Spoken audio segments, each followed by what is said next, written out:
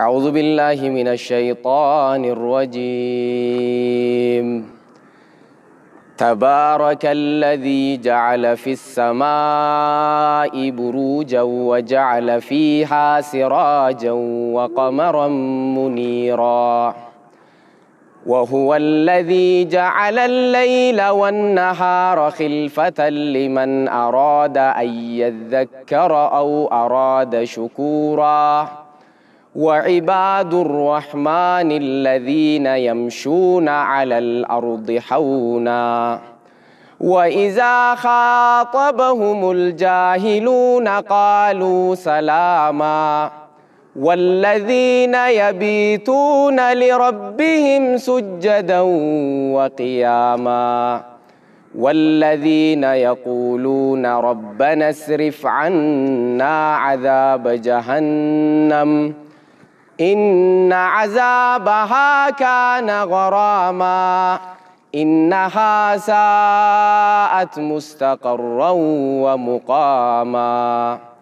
والذين إذا أنفقوا لم يسرفوا ولم يقتروا وكان بين ذلك قواما.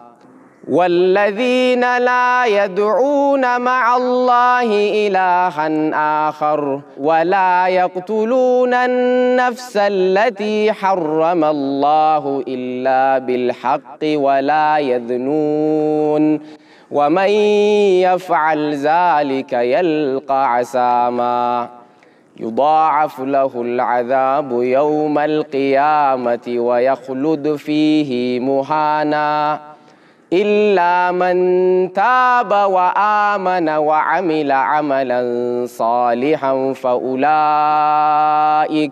فأولئك يبدل الله سيئاتهم حسنات وكان الله غفورا رحيما.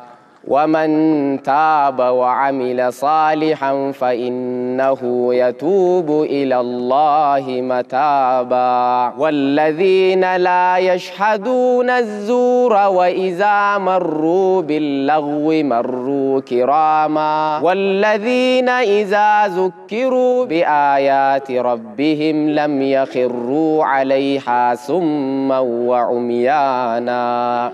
والذين يقولون ربنا هب لنا